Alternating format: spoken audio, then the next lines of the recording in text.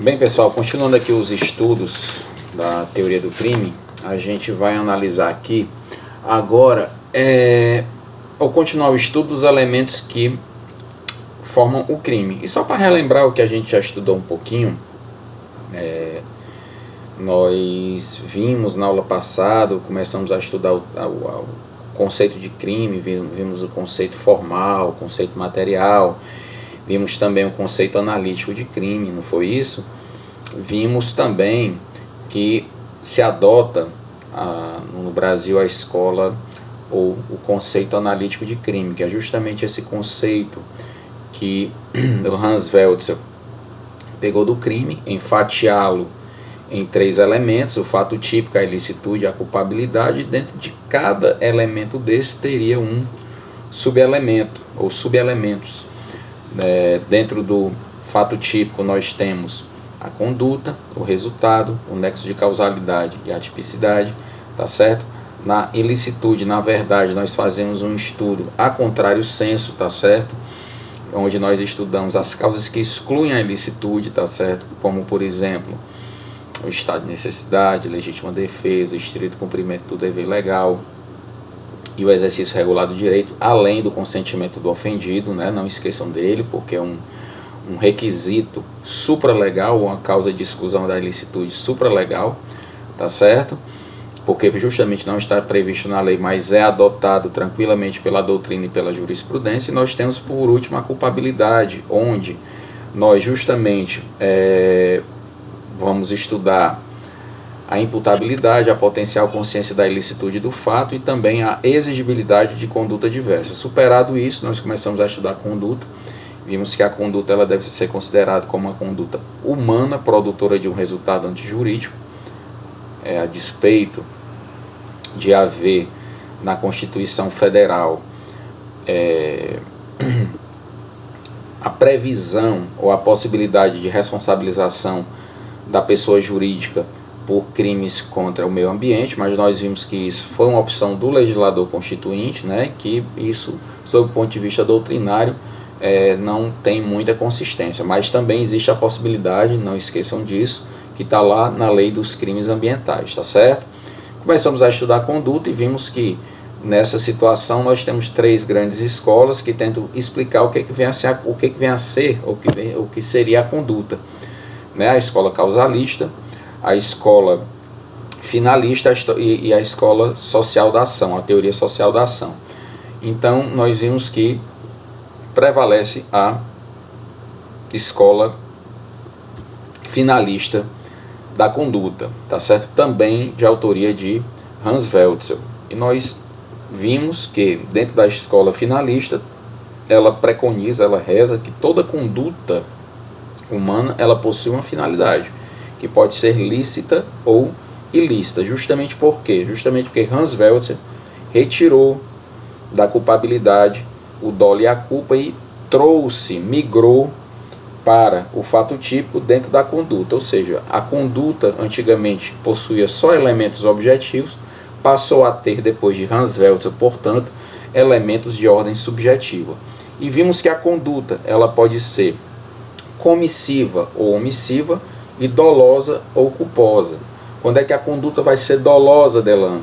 A conduta vai ser dolosa justamente, certo, quando o agente, fazendo-se análise do elemento final do agente, o finalismo, o elemento subjetivo do agente, a gente vai chegar à conclusão de que o agente ele quer praticar de forma deliberada um crime, ou seja, a finalidade ela é ilícita, ou, quando muito, tá certo, embora ele não queira diretamente o resultado, ele assume o risco de produzi-lo. E já na conduta culposa, a finalidade é lícita. O agente não quer praticar um crime, mas pode advir a responsabilização penal em relação ao agente, justamente porque ele não teve naquele momento, ele não observou deveres objetivos de cuidado.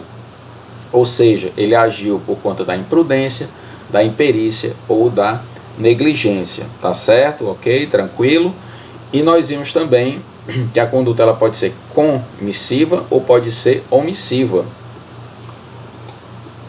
sendo entendida a conduta comissiva como aquela que se materializa através de um fazer algo, é uma ação positiva por parte do agente. Por exemplo, caso clássico, o crime de homicídio. Eu venho, saco o revólver e atiro contra uma pessoa. Essa minha conduta é o que? Ela é omissiva, foi um fazer algo. E desta forma eu posso ser responsabilizado penalmente por essa minha conduta. Eu devo ser responsabilizado penalmente. Só que a conduta omissiva, o deixar de fazer algo, também pode possuir relevância para fins penais, tá certo? Então não pensem que o crime ele só pode ser cometido através de um fazer algo. Você também pode ser responsabilizado penalmente por não fazer algo, que é justamente a conduta omissiva, é a abstenção, é deixar de fazer uma conduta, é quedar-se inerte, ficar em posição ou em situação de inércia, tá certo? Tranquilo. Pois bem, visto isso, pessoal, é importante também que vocês entendam que dentro das condutas omissivas, tá certo? Nós temos duas espécies. Nós temos a conduta omissiva própria, ou a chamada omissão própria, e nós temos a omissão imprópria, tá certo? Então vamos analisar essas duas modalidades de condutas omissivas, tá certo? Tranquilo? Vamos para frente. Delano, o que caracteriza a conduta omissiva própria? A conduta omissiva própria, ela possui algumas características que são bem próprias. Desculpem aqui o trocadilho, tá certo? Mas, por exemplo, na conduta omissiva própria, a conduta a qual o legislador penal ele pretende punir vem expressamente prevista na lei. A conduta omissiva, portanto, ela vem prevista expressamente na lei, certo? Sendo dispensado, sendo dispiciendo a produção do resultado naturalístico, sendo entendido o resultado naturalístico justamente a modificação no mundo exterior. Ele pode vir a acontecer, o resultado naturalístico, mas ele não é obrigatório, tá certo? Ou seja, conforme eu falei para vocês, a conduta omissiva própria, ela vem prevista expressamente na lei penal, certo? Ela vem prevista de forma expressa. Aí vocês querem um exemplo dessa conduta omissiva própria? Vamos aqui para o artigo 135 do Código Penal, que é inclusive um crime muito clássico que trata da omissão própria, tá certo? Então vem o artigo 135, que é o crime de omissão de socorro. Então o artigo 135 nos ensina o seguinte: deixar de prestar assistência, quando possível fazê-lo, certo? Sem risco pessoal, a criança abandonada ou extraviada ou a pessoa inválida ou ferida, ao desamparo ou em grave e iminente perigo, ou não pedir nesses casos o socorro da autoridade pública. Então, pessoal, aqui alguns de vocês podem me perguntar: Delano, por que você está levando, ou está está chegando à conclusão de que esse crime é omissivo próprio? Basta dar uma lida nos verbos, tá certo? Previstos no tipo penal, tá certo? Então aqui tem o deixar de prestar assistência, quando possível fazê-lo. Na verdade, pessoal, aqui existe no tipo penal essa conduta omissiva, mas na verdade existe um mandamento da norma penal. Quando na verdade o legislador está querendo dizer o seguinte: faça ou preste assistência a pessoa que esteja numa situação de vulnerabilidade. Se você não puder, avise as autoridades. Se você não fizer isso, se você deixar de prestar essa assistência ou de informar as autoridades públicas, aí sim você pode ser responsabilizado. Ou seja, existe um mandamento na norma, tá certo? E nessa situação você deixa de cumprir a ordem descrita na norma penal. Tá certo? Ou seja, pessoal, a lei é imperativa em dizer que você deve fazer algo, mas você deixa de fazer. Nessa situação, ou quando isso acontecer, você vai ser responsabilizado por um crime omissivo próprio. Tá certo? Então, o crime omissivo próprio, recapitulando, ele vem previsto de forma expressa, portanto, tá certo? Na lei penal, tá certo? E existe um mandamento contido na norma penal que, uma vez sendo desatendido, porque existe uma ordem, você vai ser responsabilizado pelo crime omissivo próprio, tá bem? E o crime omissivo impróprio, pessoal, o crime omissivo impróprio, ele é um pouco diferente. Ele é um pouquinho diferente em relação ao chamado crime omissivo próprio. Por quê? Porque no crime omissivo impróprio, tá certo? Não existe justamente essa norma cogente, essa norma imperativa, essa norma que está prevista, esse tipo penal que está previsto na lei penal, prevendo uma conduta omissiva, tá certo? Na omissão imprópria, pessoal, existe aqui algumas características que são importantes. Primeiro, na omissão imprópria, já que não existe um tipo penal ou tipos penais expressos previstos na lei, o que ocorre? É necessário que o legislador ele faça uso de algum artifício. E que artifício seria esse? O artifício seria justamente, tá certo, as chamadas normas de extensão. Então a norma de extensão seria justamente uma norma ou um tipo penal que faria o link entre a conduta do agente, tá certo, o deixar de fazer algo naquela situação, e justamente a responsabilização penal por essa ausência de conduta do agente. Tranquilo? Então, nessa situação, eu vou ter uma norma de extensão, que eu vou já mostrar para vocês qual seria justamente essa norma de extensão. Tranquilo? Beleza? Mas qual é outra característica, tá certo, que é inerente aos chamados crimes omissivos impróprios? Nessa situação, o agente, portanto, o indivíduo, ele tem um dever de agir, e mais do que isso, ele tem um dever de evitar um resultado antijurídico. Vou repetir. Então, vejam bem, nos crimes omissivos impróprios, portanto, tá certo, pessoal? O agente, ele tem o dever de agir em uma situação, e mais do que isso, se ele não agir, ele vai ser responsabilizado, mas ele tem o dever legal de evitar um resultado antijurídico.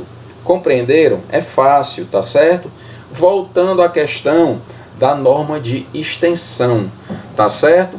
Na norma de extensão, ela vem prevista no artigo 13, parágrafo 2º. Mas antes da gente ler o artigo 13, parágrafo 2º, eu falei para vocês há pouco que o agente ele tem o dever de agir e o dever de evitar a produção de um resultado antijurídico. Portanto, ele é, dentro do linguajar, dentro da linguagem penal, tá certo?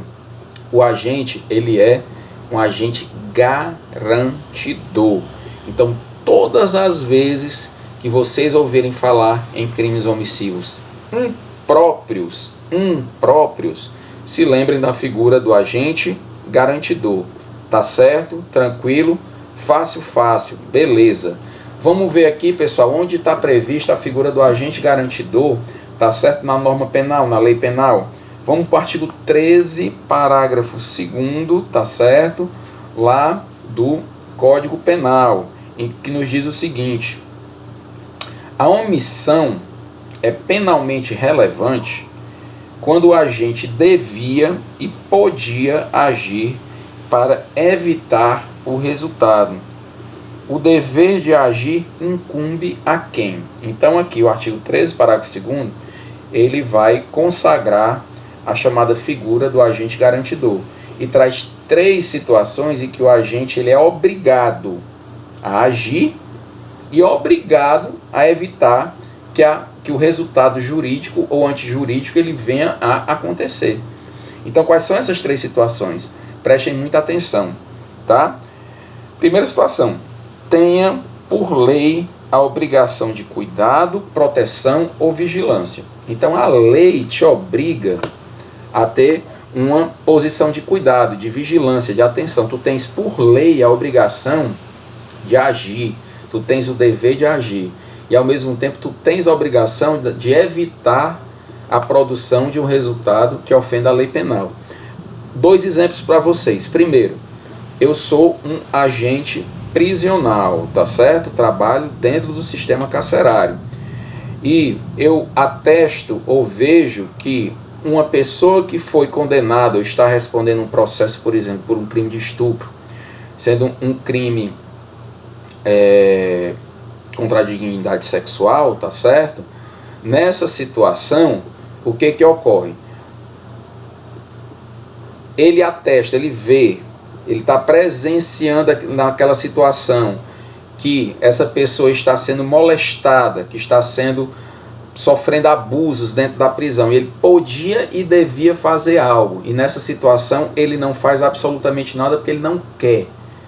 Ele pode ser responsabilizado penalmente, só não pode como vai. Por quê? Porque ele é um agente garantidor. Por lei, ele tem a obrigação de garantir a segurança daqueles que estão dentro do sistema prisional. Outra situação, certo? Outra situação seria justamente, tá, de uma mãe que, querendo causar a morte da filha, ela simplesmente deixa de amamentá-la. Tá certo? Então a criança vem a falecer por inanição, por falta de alimentação. Então nessa situação a mãe vai ser responsabilizada penalmente? Vai. Por quê? Porque ela é um agente garantidora. Tá certo? Ela é obrigada por lei, pela Constituição e pela lei civil, pelo Código Civil, a zelar, tá certo? Pela saúde, pela manutenção e pela evolução da criança. Tá certo? Qual é a outra situação trazida pela lei penal, pessoal?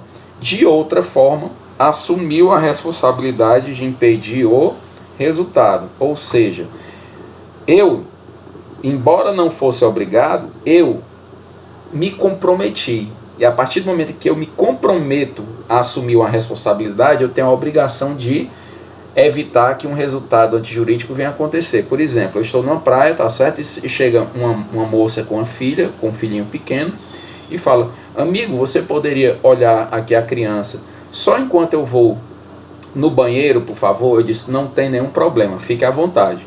Me viro, começo a mexer no WhatsApp, tomando uma cervejinha. Quando eu olho, cadê a criança? Cadê a criança, pelo amor de Deus? Quando eu vejo tá um tumulto lá na frente, a criança está afogada, morreu afogada.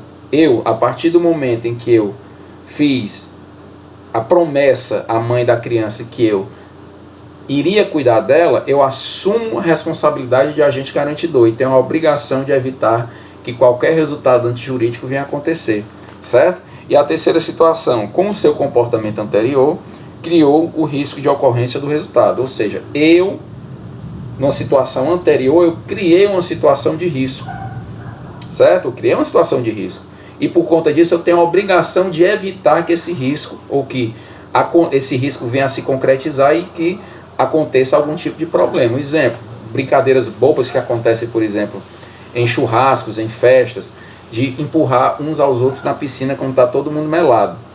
Então imagina uma situação em que eu empurro um amigo meu na piscina, numa piscina bastante funda, ele está completamente bêbado e ele não sabe nadar.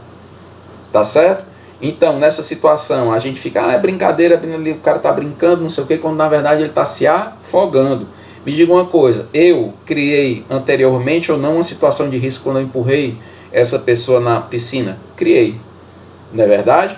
Então, a partir desse momento, eu tenho a obrigação de evitar que um resultado antijurídico venha a acontecer. Por quê? Porque eu, com a minha conduta anterior, criei uma situação de risco. E eu tenho a obrigação de evitar que ele venha a se concretizar. Então, nessas situações, e é importante, guardem isso, tá certo? Os crimes omissivos impróprios, eu não respondo pela omissão, mas sim pelo resultado jurídico. Exemplo, o agente penitenciário, ele vai responder por lesões corporais, vamos imaginar que o cara tenha sido só violentado, por omissão. Caso da mãe, homicídio por omissão. O caso do rapaz que estava na praia, homicídio culposo por omissão, tá certo? E o caso do camarada que morreu afogado, que o outro empurrou, também é homicídio culposo por omissão. Ou seja, eu não respondo pela omissão, eu respondo pelo resultado jurídico advindo pela minha omissão, enquanto agente garantidor. Tá certo? Tranquilo? Facinho, facinho, né, pessoal? Então aqui a gente finaliza a parte da conduta e vamos analisar rapidamente o resultado. Vamos ver o que vem a ser esse tal desse resultado. O que é o resultado, pessoal? É justamente a consequência jurídica advinda da conduta do agente. A conduta do agente vai ter que gerar um resultado. Esse resultado, obviamente, vai ofender a lei penal, vai ofender um bem jurídico tutelado e amparado pela lei penal. Pois bem, pessoal, nós temos duas espécies de resultados. Dentro do fato típico. Nós temos o resultado jurídico melhor dizendo, o resultado naturalístico. O que seria o resultado jurídico? O resultado jurídico seria justamente a lesão ou a exposição ou o perigo de lesão a um bem tutelado pela lei penal. Eu tenho um bem protegido pela lei penal e eu, com a minha conduta, produzo um resultado que ofende ou cria um risco de ofensa a esse bem jurídico que é protegido pela lei penal. Tá certo, pessoal? Então, antes de tudo, uma ofensa é uma ceifa em relação à lei penal. Tá bem? Ok? Beleza. E o que seria o resultado naturalístico? O resultado naturalístico seria justamente essa ofensa, tá certo? Em relação à modificação do mundo exterior. A partir da minha conduta, vai gerar um resultado que é visível a olhos nus. Por exemplo, eu atiro numa pessoa, ela cai dura no chão. A partir do momento que ela cai dura no chão, o resultado é visível. Houve uma modificação no mundo exterior. Quando eu estupro uma pessoa, a modificação do mundo exterior também é visível. Quando eu furto ou roubo o celular de uma pessoa e a coisa está na minha mão, existe uma modificação da situação anterior. Qual era? O celular estava na posse do seu devido proprietário. Tá certo? Então, nos crimes, o resultado naturalístico é justamente esse que traz uma modificação no mundo exterior. Maravilha. Deixa eu fazer uma perguntinha para vocês. Existe crime sem resultado? Vou repetir a pergunta. Delano, existe crime sem resultado? Aí a gente dá aquela velha resposta, ó. Mel na chupeta, facinho, facinho. Depende. Nem todo crime vai ter resultado naturalístico, mas todo crime traz um resultado jurídico. Todo crime não tem que ofender um bem jurídico que é protegido pela lei penal? Então todo crime traz um resultado jurídico, mas nem todo crime traz um resultado naturalístico. Nem todos os crimes que nós conhecemos, eles são ou trazem uma modificação no mundo exterior. Nós temos, por exemplo, os crimes formais, onde o resultado ou a modificação do mundo exterior pode ou não vir a acontecer. Se não acontecer, não tem problema. O crime está o quê? Devidamente praticado. Exemplo, os crimes contra a honra. Tá certo? Os crimes de mera conduta. Esses não precisam, tá certo, de modificação no mundo exterior. A mera conduta do agente, ainda que não haja uma modificação no mundo exterior, já faz com que o crime tenha se consumado. Exemplo, o crime de violação de domicílio que está previsto lá no artigo 150 do Código Penal. Ou seja, todo crime tem um resultado jurídico, mas nem todo crime tem um resultado naturalístico. Tranquilo, pessoal? Beleza? Terminamos aqui conduta e resultado, e próxima aula a gente vai começar a tratar do chamado nexo de causalidade, tá bom? Boa tarde a todos e até breve.